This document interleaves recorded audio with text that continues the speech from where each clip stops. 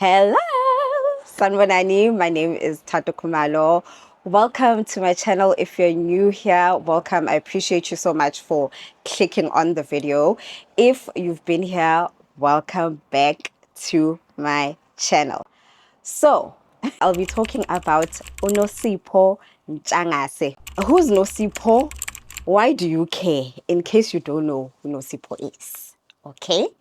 Nosipho is in a reality show called Mummy Club. Nosipho was in season 2 of Mummy Club, and I think also in season 3, but season 3, I think she was a friend of the show.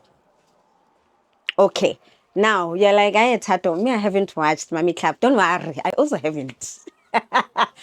I live in the UK. We don't have access to Showmax. Showmax, please, you have people in the diaspora. We still want to watch the content you have on Showmax, so please reevaluate that decision. Nosipho Ntshangase came into our radar for the people who have not watched Mummy Club when there was a video that was released of her husband leaving their marital home. Okay, let me play the video. Holding me hostage. Holding me hostage. Okay, I'm full. What the? Big listen, lad. Big listen, lad. You can't be more.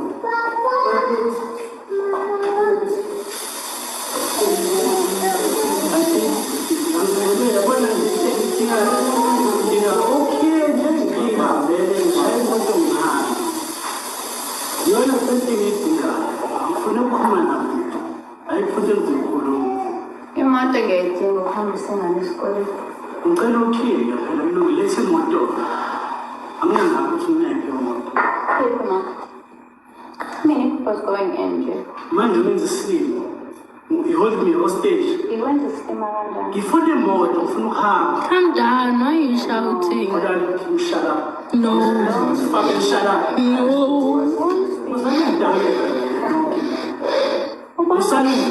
Yes. Okay, guys, so that was the video. That video is basically the man standing there is the husband, and the husband, I think someone in the household, I think it's the boy kids, took his car keys and they were trying to prevent him from leaving the house. And then at some point you see the nanny literally going on her knees and begging him not to leave the house. I think the wife Unozi, she's very calm in the moment and she's trying to also like speak to him, like, don't take the car, you know, they need the car to run around, kids, school runs, all those things. He eventually leaves, you know, he's like, Nizamgung laula, you guys are trying to control me, are trying to tell me what to do. He eventually leaves. So that video went viral. So if you didn't know Nosy from Mummy Club, you most certainly knew of her from that video. Okay, so that's how we were exposed to the drama in her household. All right. Now, this drama was in 2024, early 2024, actually, if I'm not mistaken, like early first 6 months of 2024. The husband has since married his second wife now in 2025. Nosipho has moved out of their marital home. The husband has moved in with the wife in the marital home. Now, this is coming into our radar again this particular week because this husband's daughter, which is Nosy's stepdaughter, posted a picture or a couple of pictures with her and the new stepmom taking selfies. That's when this thing resurfaced again and started trending again. Now, a little bit of background now about this blended family structure. Nosipho met this husband, and I still say husband because they haven't divorced. I'm not sure if they've started with the divorce proceedings, but they are still married. So I will still be referring to him as the husband. Okay, Unozi met this guy in varsity. And when they met in varsity, they started dating, and within a month or two of them dating, she found out that he had lied. So he had lied to her and said he doesn't have kids, but then she found out that he actually has 3 kids. And I think, if I'm not mistaken, Ukoko, so the girl who made this topic trend again, the daughter, was born 2 months after they started dating. But the other kids, I think it was boys, were very close in age. So the kids are very close in age. So like maybe one of the boys is like 8 months, the other boy is like 6 months, and then Coco is about to be born. It was that type of situation. And so she found out then, apparently there was a breakup at some point, but then and she kept it moving. She was upset by it, obviously, but she was like, you know what? These are your kids, they're innocent. I'm going to accept them. And from the onset, even while they were dating, as a new fresh relationship, she took the kids in. She started with the 2 boys, and then eventually, after some time, I think she took Coco as a preteen around that situation. But from the onset, this man has been the type of man that he is. He made 3 women pregnant around the same time period. And when she found out, she kept it moving and welcomed these kids. She has a very big heart, motherly instincts as well.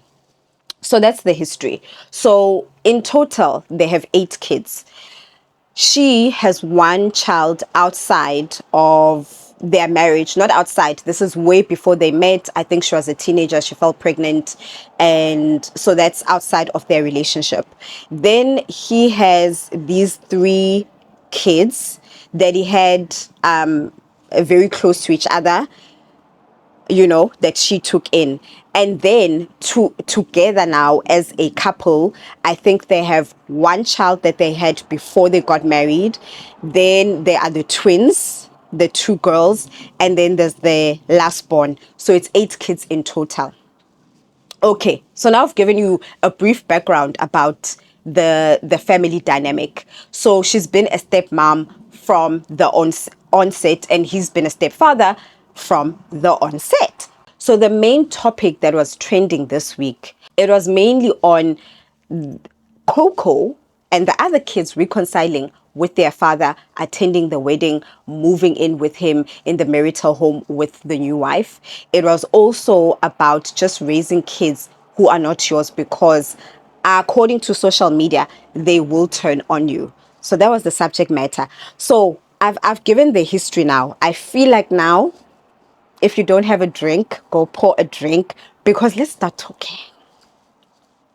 So what then transpired this week, which is essentially really, really, really what I actually want to touch on, is that social media was essentially upset because Coco, who is Nosi's stepdaughter and Nosi raised Coco, was basically taking selfies with the new wife and posted them on social media.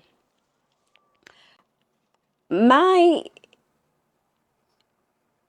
thing is, because also it ties in with the people saying, don't raise kids who are not yours. There's no reward for raising kids who are not biologically yours. They will turn on you. That's been the sentiment and consensus on social media over the past week. So I'm not going to speak about that aspect of raising kids who are not yours. I'm not going to speak about that now. What I do want to touch on is, why was the expectation that these kids are going to be not on good terms with their father forever? What exactly is the issue? What is the problem? I honestly don't get it. I don't get it. I absolutely don't get it. On different standpoints, you guys, Nina, you can't stand on anything. Someone betrays, hurts, is the worst enemy of a loved one of yours, of your parent, a sibling maybe, a friend, a best friend, and you guys will still go smiling,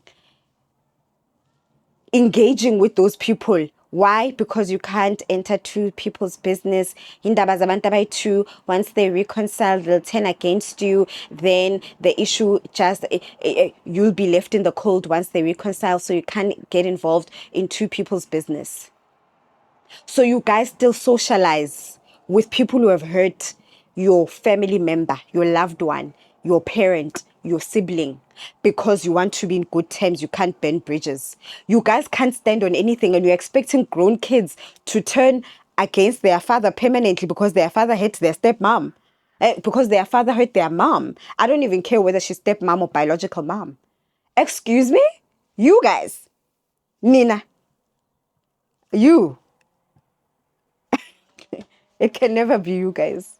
It can never be.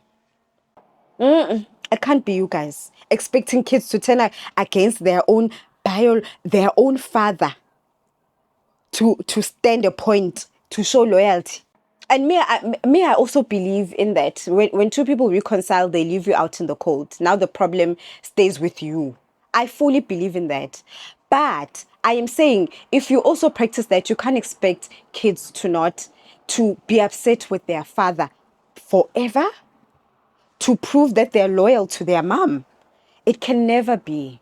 You guys are the same people that says a child should still be allowed to see the other parent. So most of the time is the father, even if the mom was disappointed with him as a man, he cheated on her, da da da da da. The child has nothing to do with it. She must still allow the child to have access. And that's what we say, and that's the right message to preach. So it can never be that you guys are upset that kids are reconciling with their parent. This is the same social media society where there is a female musician. There is a female musician who, in a radio interview, this female musician dated a rapper. So same industry. That rapper was in jail for a number of years because he was driving under the influence, basically intoxicated, and got into a car accident that led to a couple of children losing their lives. So in this radio interview, this is years down the road, this guy has he's been released from prison. He's back, you know. So in this interview, they ask her whether the father, this guy, this rapper, is allowed access to his child, because this rapper was going on social media saying he doesn't have access to his child. And she stood 10 toes down and she was like, absolutely not. For as long as my child is a minor and living under my roof, he will not be exposed to that man, because I know how evil that man is. And the people around him enable him. When he is an adult, he can make that decision for himself. But while he is a minor, under my care protection, I'm not exposing him to that man. This is the same social media that was bashing that lady for saying that. We are the same social media that knows of that man's atrocities, because that tragic car accident was not his only atrocity. We know of that man's atrocities and his family's atrocities.